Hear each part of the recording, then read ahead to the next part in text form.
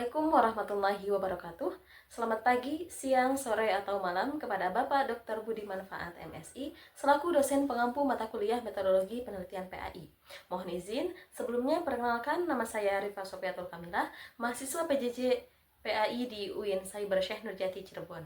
Saya berasal dari kelas B3 dengan NIM 23811300079. Pada kesempatan kali ini, saya akan mempresentasikan hasil menulis proposal penelitian saya yang berjudul Pengaruh Konsumsi Media Digital Terhadap Perkembangan Anak Usia Dini, Peran Orang Tua dan Pendidik. Penelitian ini dilatar belakangi oleh dunia digital yang kini telah menjadi bagian tak terpisahkan dari kehidupan kita, termasuk bagi anak-anak usia dini. Anak-anak kini dengan mudah mengakses berbagai konten digital dari video edukatif hingga game interaktif. Di satu sisi, ini menawarkan potensi pembelajaran yang luar biasa. Namun, di sisi lain, muncul tantangan besar yaitu bagaimana memastikan anak-anak mengkonsumsi konten digital yang aman, sehat, dan sesuai dengan tahap perkembangan mereka. Penelitian Kominfo dan UNICEF menunjukkan bahwa sekitar 30 juta anak dan remaja di Indonesia adalah pengguna internet. Persentase penggunaan smartphone pada anak sangat tinggi yang berdampak pada perkembangan sosial mereka. Fenomena ini diperparah dengan kurangnya literasi digital orang tua dan pendidik. Oleh karena itu, penelitian ini akan mengkaji strategi efektif bagi orang tua dan pendidik dalam membimbing konsumsi media digital anak usia dini. Adapun pernyataan masalah pada proposal penelitian ini yaitu, idealnya anak usia dini menonton konten yang edukatif dan sesuai tahap perkembangannya. Namun, pada kenyataannya banyak anak justru terpapar video yang tidak sesuai usia akibat kemudahan akses internet dan kurangnya pengawasan. Hal ini dapat menyebabkan anak meniru perilaku negatif, mengalami kecemasan serta kesulitan berinteraksi sosial yang menghambat perkembangan dan membentuk kebiasaan konsumsi media tidak sehat. Sedangkan pertanyaan penelitiannya yaitu, yang pertama, adakah strategi efektif bagi orang tua dan pendidik dalam membimbing anak usia dini agar mengakses konten yang sesuai? Yang kedua, bagaimana pengaruh konten digital terhadap nilai moral dan kebiasaan anak usia dini?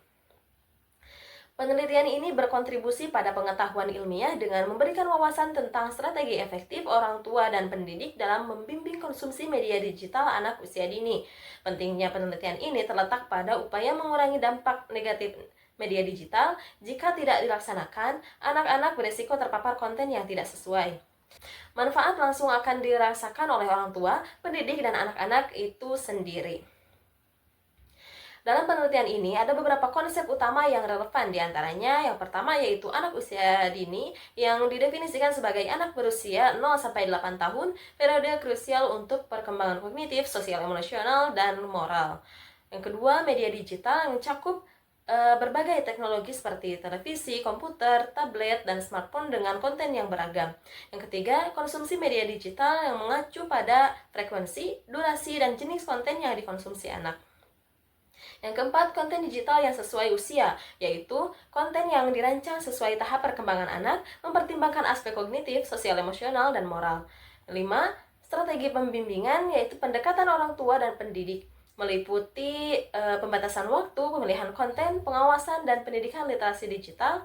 Selanjutnya, itu perkembangan anak mencakup perkembangan kognitif, sosial, emosional, dan moral. Terakhir, peran orang tua dan pendidik.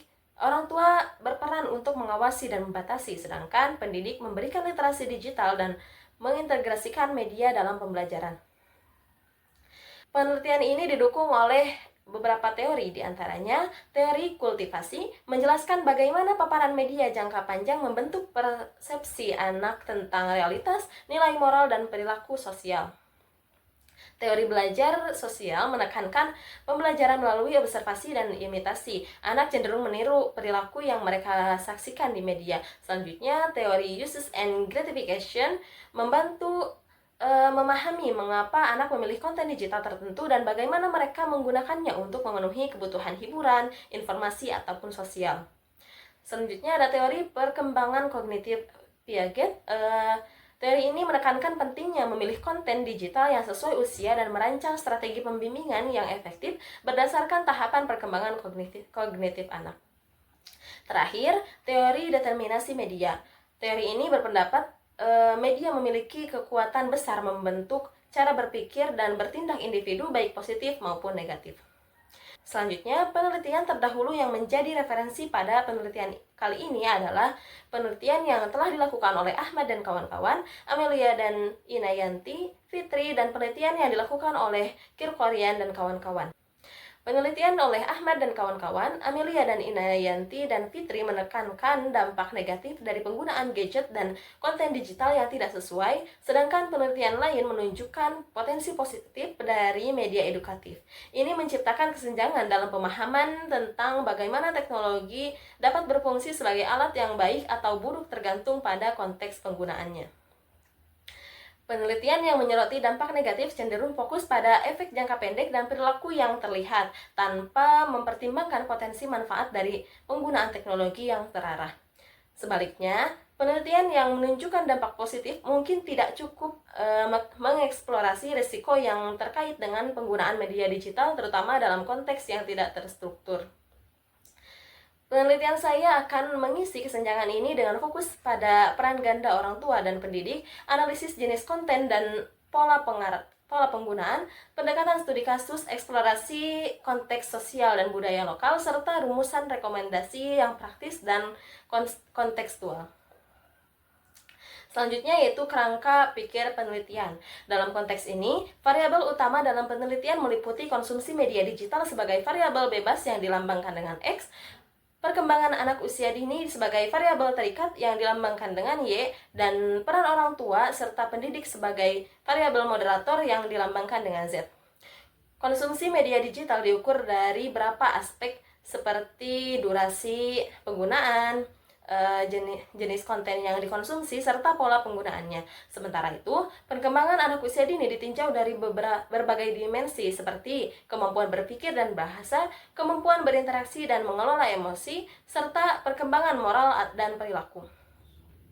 Peran orang tua dan pendidik dipandang sebagai faktor kunci yang mempengaruhi arah dan dampak konsumsi media. Mereka dapat melakukan mediasi dalam berbagai bentuk seperti menjelaskan isi konten, membatasi waktu atau akses, maupun mediasi teknis dengan menggunakan kontrol digital atau filter. Kerangka ini menunjukkan bahwa pengaruh media digital terhadap perkembangan anak sangat dipengaruhi oleh mediasi dari orang tua dan pendidik. Selanjutnya, hipotesis penelitian yang diajukan adalah terdapat pengaruh yang signifikan antara tingkat pengawasan orang tua terhadap jenis konten digital yang dikonsumsi anak usia dini. Selanjutnya, mengenai desain dan metode penelitian, penelitian ini akan menggunakan desain penelitian kualitatif dengan pendekatan studi kasus. Pendekatan ini dipilih karena memungkinkan untuk menggali informasi secara mendalam dan komprehensif mengenai strategi pembimbingan konsumsi media digital anak usia dini dari perspektif Kepala Sekolah TKA Miftahul Khoir. Subjek penelitian ini adalah Kepala Sekolah TKA Miftahul Khoir. Pemilihan Kepala Sekolah sebagai subjek utama dilakukan melalui teknik purposive sampling karena beliau dianggap sebagai informan kunci yang memiliki pengetahuan dan pengalaman langsung terkait kebijakan, program, serta implementasi strategi pembimbingan konsumsi media digital pada anak usia dini di lingkungan sekolah tersebut. Temuan wawancara akan diperkaya dan divalidasi dengan membandingkannya dengan studi literatur untuk mengidentifikasi kesamaan, perbedaan, atau kekhususan. Adapun referensi yang digunakan dalam menulis proposal ini adalah sebagai berikut. Demikian presentasi proposal penelitian saya. Saya berharap penelitian ini dapat memberikan kontribusi nyata dalam upaya membimbing anak usia dini di era digital saat ini.